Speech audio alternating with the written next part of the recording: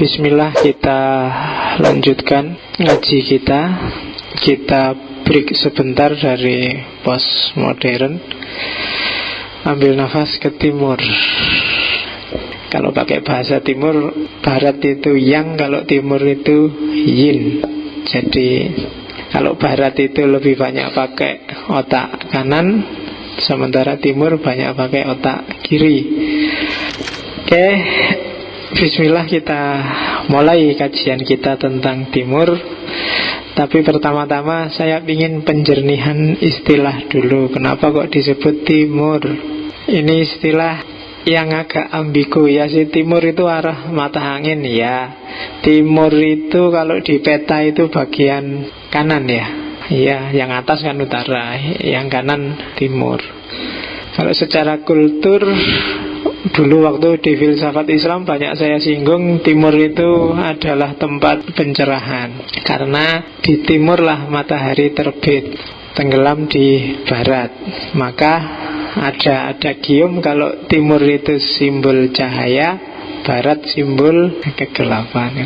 Jadi timur itu simbol pencerahan, kalau barat adalah simbol dari puncak peradaban. Oke, itu secara kultur itu. Kalau secara politik, timur kalau bagi Eropa ya negara jajahan. Kayak Indonesia ini kan termasuk timur.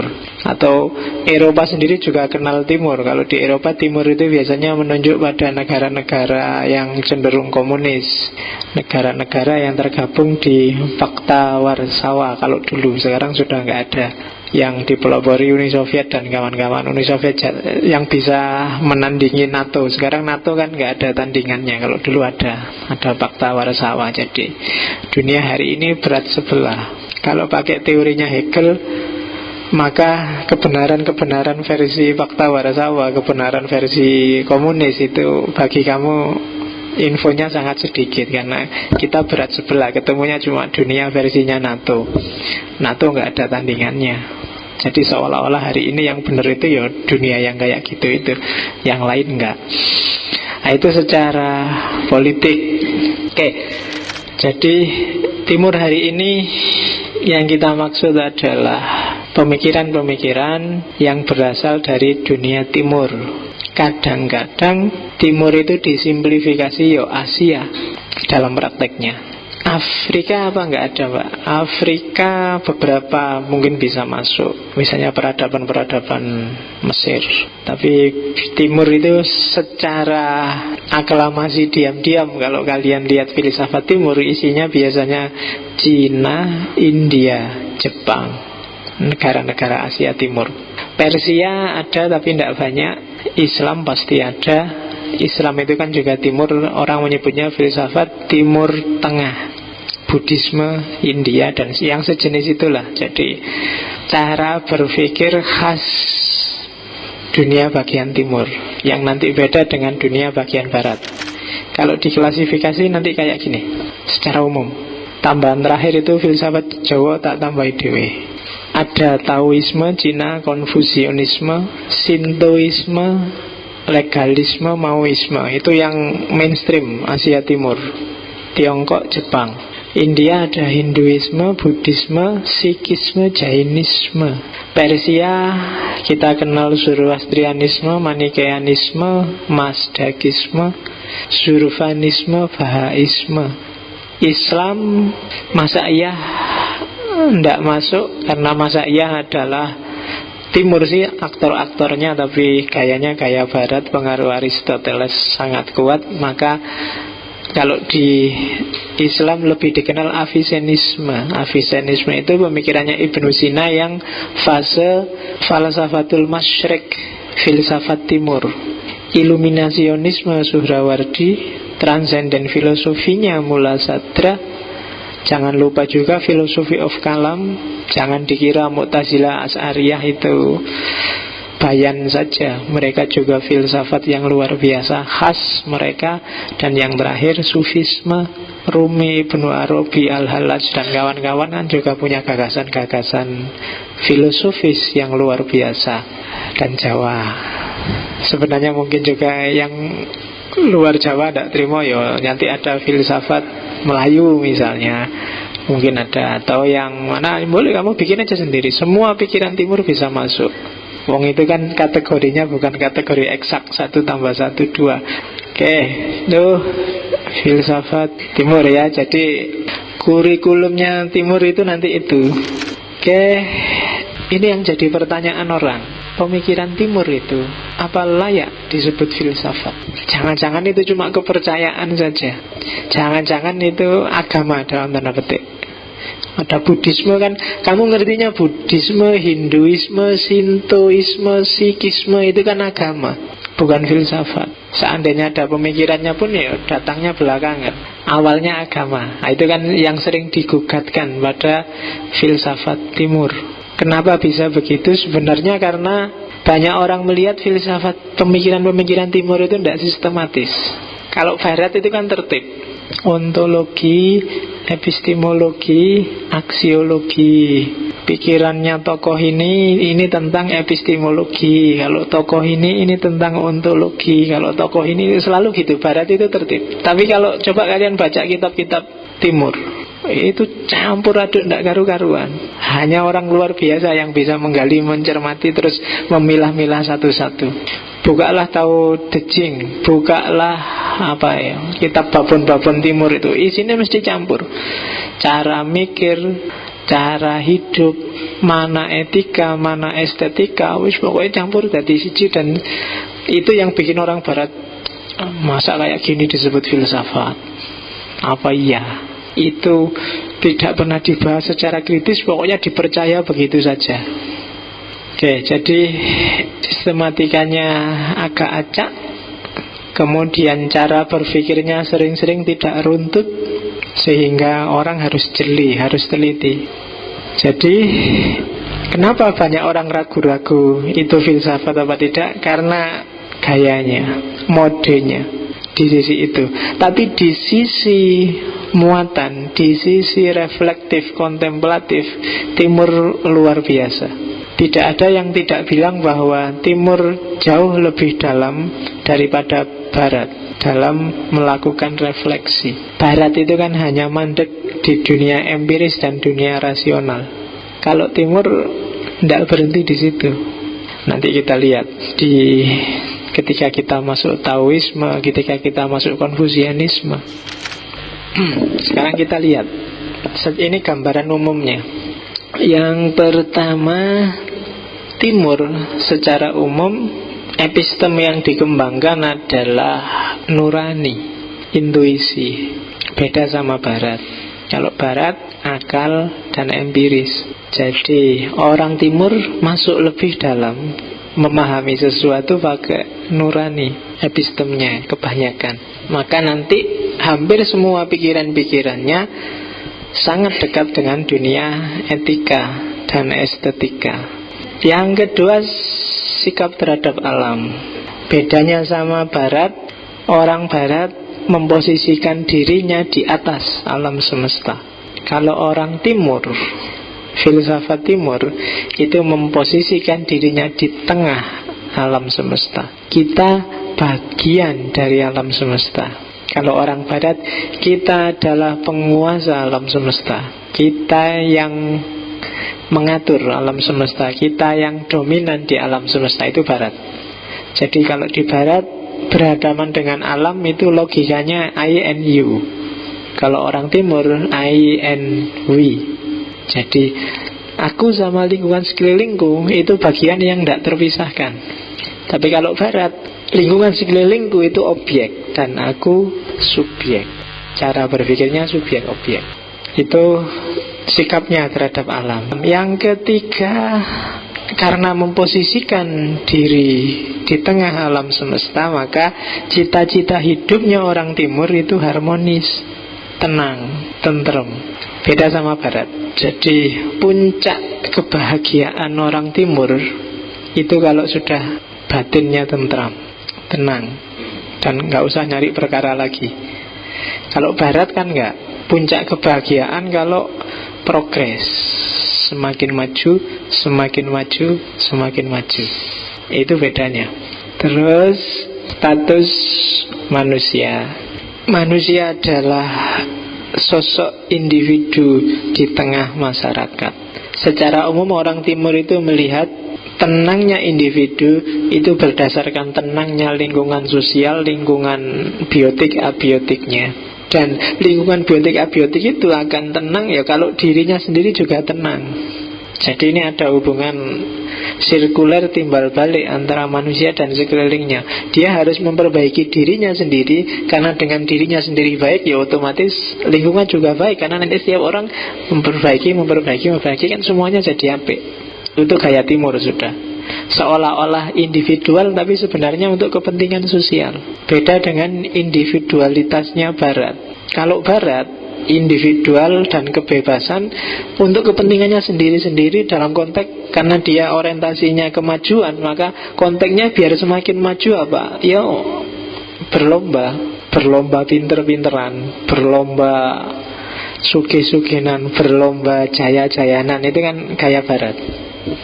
Kalau orang timur enggak. Makanya pendidikan timur itu kan zaman dulu enggak ada ujian, enggak ada IP, enggak ada ijazah, enggak ada. Sing penting sinau bareng-bareng padha ngertine, ra iso ya belajarne, sampai tua ndak apa-apa. Ya kan? Kalau barat ada sistem reward punishment, ada sistem ujian, IPK, nilai. Itu kan memaksa kalian untuk berlomba. Oke. Kita lihat orientasinya kalau dibandingkan jadi kayak gini. Orang timur cenderung punya orientasi universal, memayu hayuning bawono kata orang Jawa. Orientasinya harmoni, universal, individual. Kalau filsafat timur itu orientasinya ke soul and intellect, akal budi dan hati nurani dan jiwa. Kalau western itu accumulation of knowledge, hanya akal saja yang mengumpulkan informasi. Barat itu melihat dunia secara deskriptif, dikumpulkan semua pengetahuan, entah dia butuh apa enggak, entah itu berguna apa enggak, pokoknya sign for sign. Kalau timur enggak, ilmu itu cari yang bermanfaat. Al ilmu bila amalin kan gitu. Kenapa? Ya, ilmu enggak boleh dia berhenti cuma jadi ilmu. Al ilmu bila amalin, amal dari ilmumu sebanyak itu apa terusan? Ya kan? Jangan-jangan ijazahmu adalah sajarin bila samarin. Itu kayak pohon yang tanpa buah. Nah, hati-hati sama orang timur, kamu diketawain itu kan, kamu jungkir balik mati-matian, direwangi nyontek ternyata tidak berbuah. Terus bagi orang timur segala sesuatu itu saling berkaitan, saling berhubungan. Jangan salah, kalau temenmu rusak, jangan dikira kamu nggak ketularan rusak sedikit atau banyak. Kalau pemerintahanmu kacau, jangan dikira kamu nggak ikut kacau. Kamu nggak bisa lo bilang, itu urusannya orang Jakarta. Loh, kita interrelated deh. Kita saling pengaruh-mempengaruhi. Semuanya saling nyambung, nggak ada yang kebetulan, interrelated. Kalau Barat memahami sesuatu serba bagian per bagian. Makanya orang Barat itu semakin orang spesialis, semakin dianggap dalam ilmunya. Kalau di Timur semakin orang generalis, ngerti macam-macam, dianggap dia semakin bermanfaat ilmunya. Oke. Filsafat Timur harmony and unified, filsafat Barat master and counter reality. Jadi filsafat Timur ya jelas, tadi tak jelasin tekanannya pada harmoni dan kesatuan. Kalau filsafat Barat, gimana orang bisa jadi aktor di alam semesta ini. Terus filsafat Timur cenderung adaptif, sementara filsafat Barat cenderung defensif, cenderung memisahkan. Karena spesialis tadi, karena orang Timur melihat realitas saling berhubungan, maka dia adaptif, bisa menerima perubahan lebih mudah daripada orang Barat. Hari ini kita ngamuan, mungkin karena epistem yang kita kembangkan baunya agak barat. Semakin orang susah menerima perbedaan dan perubahan. Tapi semakin orang melihat segalanya berhubungan, biasanya dia semakin adaptif. Oke, jadi itu beda orientasi barat dan timur. Ini lanjutannya. Jadi secara ringkas, orang timur bisa menyelesaikan diri dengan alam, kalau orang barat menguasai alam. Kalau orang timur spiritual mistis, biasanya orientasinya, kalau barat rasional empiris. Kalau yang spiritual, apa ndak butuh rasional? Butuh, tapi rasionalitas tidak nomor satu. Karena level spiritualitas itu tidak berarti anti rasionalitas, tapi rasionalitasnya dilampaui. Jadi dilampaui itu yang rasio sudah, tapi belum cukup. Itu level spiritualitas. Kalau yang rasional, tidak selalu dia nyampe makom spiritual. Tapi yang spiritual biasanya sudah melewati stasiun rasional. Itu kalau di tasawuf modusnya seperti itu. Jadi timur spiritual mistis, bukan berarti dia tidak rasional dan tidak empiris, karena nggak ada orang yang bisa hidup tanpa rasio dan tanpa empiris.